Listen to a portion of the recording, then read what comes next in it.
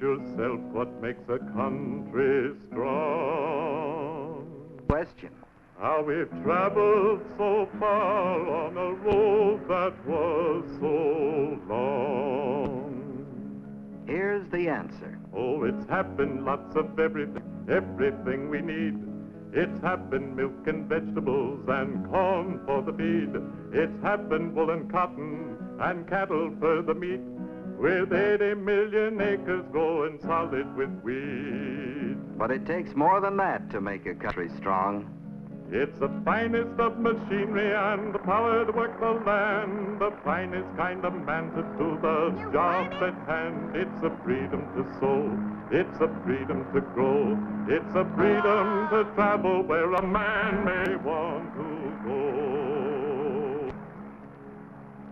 That's what it takes to make a country strong. A man on the land who knows the right from the wrong.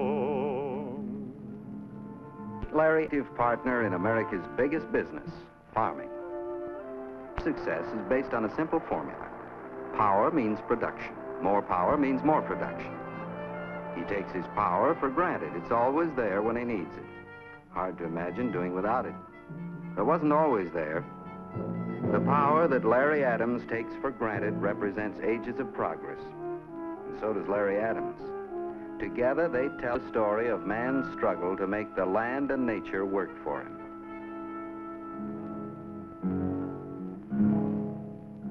Oh, we don't know for sure how the struggle began, but life was mighty hard for the prehistoric man. He had to feed himself and his family some way. Oh, none of us would be around enjoying today.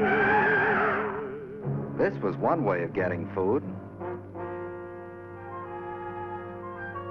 However, it had its drawbacks. The food supply wouldn't always cooperate. It was often a long time between meals. He had to find a way to get food when he wanted it. What he needed was more strength, added power. Hi-ya! But even in those days, there were scoffers, people and ways of saying no. Why wear your arm out with that thing? It'll never work. There's only one way to get meat.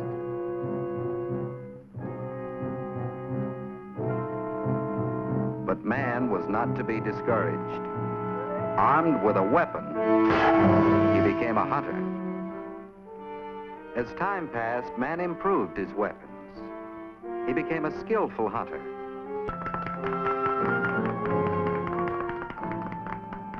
Too skillful.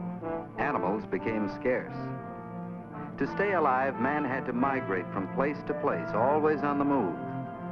Not the sort of life a man would choose, but if he was to go on eating, he had to keep following the food supply. Maybe he did have a choice after all.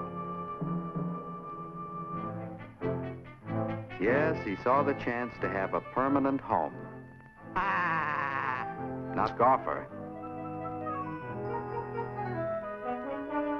He wasn't falling for any harebrained ideas. He'd go on wandering the rest of his life. But man and his family clung together. Somehow they managed to survive. When spring came, their courage was rewarded. Man went to work building up his reward and made an interesting observation, which eventually led him to discover how plants grow. Seeds buried in the ground, water, and sun, germination, and growth. Little by little, man learned how to work the land. Later, he developed the first crude plow. Now he was his own master, no longer just living, but making a living. Man had become a farmer. He passed the biggest barriers of that early day with many a roll to hoe as yet, but he was on his way. He had freedom to sow, to expand and to grow, and the man on the land knew where he was going to go. With a dependable food supply, population increased. Families began living together in communities. These were the beginnings of civilization. Some men developed other skills. Trading began. The best farmer got the best of the trade, which encouraged him to produce more and better crops. But there was a limit to what he could produce with the available power. This led to another great discovery.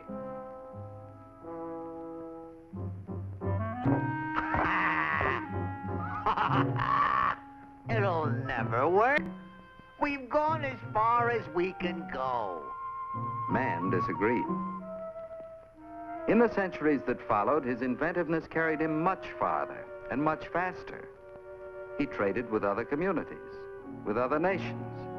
Wherever man brought abundance from the land and was free to trade, civilization advanced. Early civilizations arose and were succeeded by others.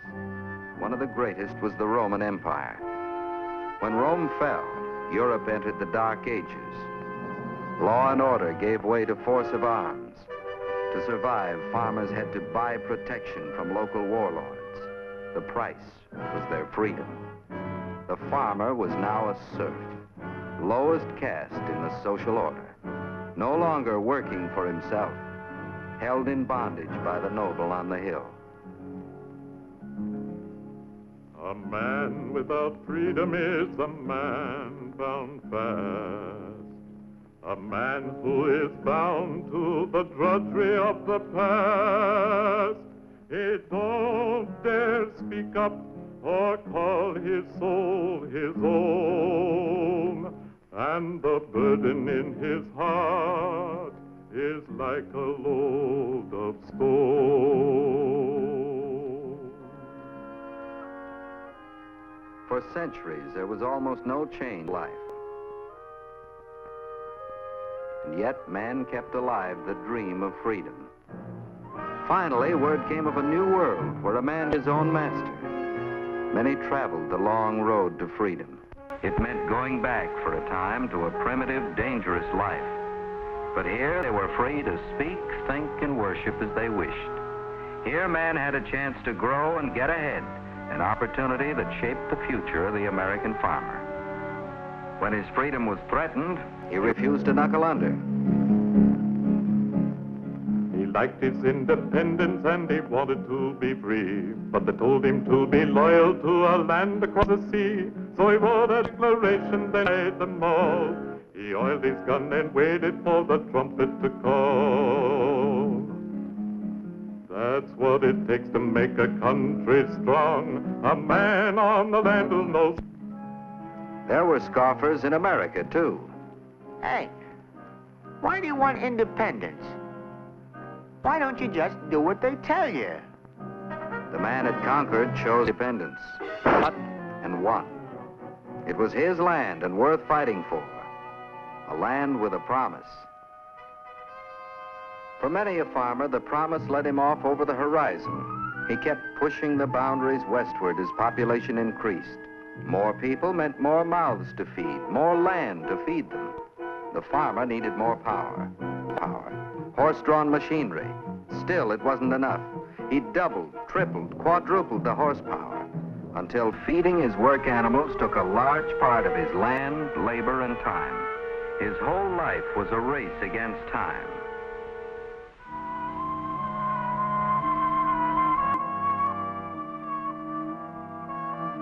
At the end of the day, his energy was totally used up.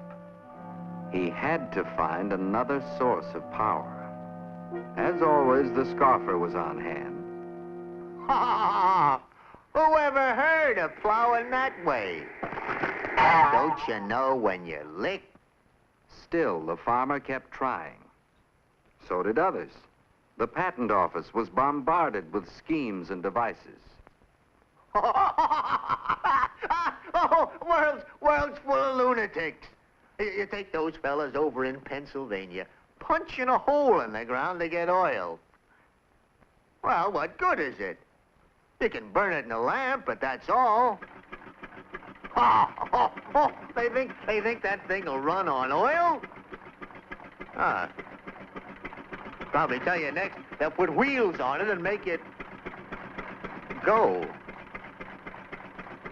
Suppose they think it'll pull a plow. It'll never work. The whole idea will blow up sky high. Wrong again. Here, blowing sky high was power to revolutionize man's way of life. For the farmer, power to run the tractor, outperforming any number of work animals.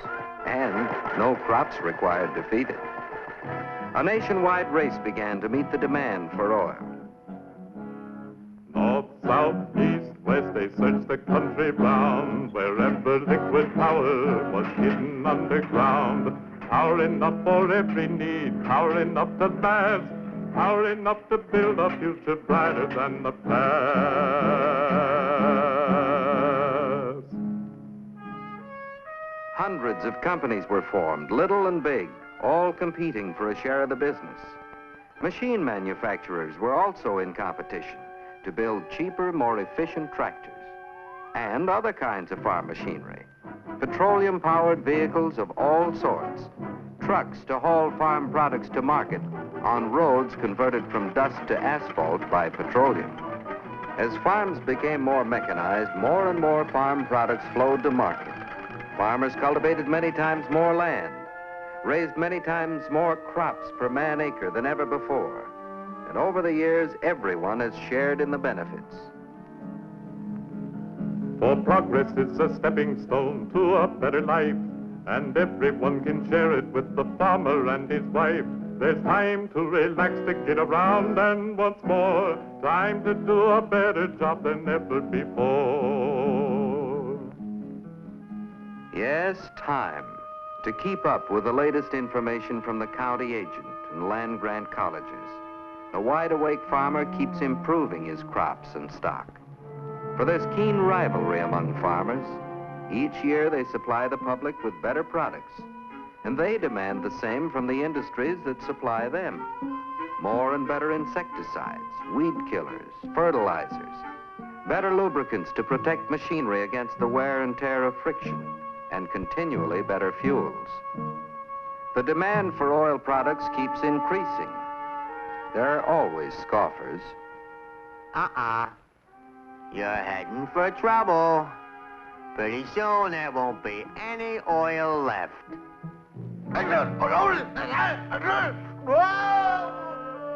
Again, new techniques are even bringing old wells back to life. New fields are being opened up all over the world. New drilling methods to tap oil pools miles underground. Better refining. New techniques to conserve every drop of oil. As it has in the past, America's oil industry, made up of thousands of privately managed competing companies, will continue to supply the power we need. Power for the farmer to accomplish a job that's now worldwide in scope. For today, American food reaches half the seaports of the world, helping those nations whose... The American farmer has come a long way in his struggle to make the land and nature work for him. But tomorrow promises even greater abundance. Abundance created by the free American man on land in partnership with American industry and its power. Together, they will work to ensure our strength and preserve our climate of freedom. You cultivate your freedom like you cultivate your land. You guard against its enemies on each and every hand. You keep yourself awake and you're ready to fight, to sacrifice the things you have for what you know is right. That's what it takes to make a country strong. A man on the land who knows the right from the wrong.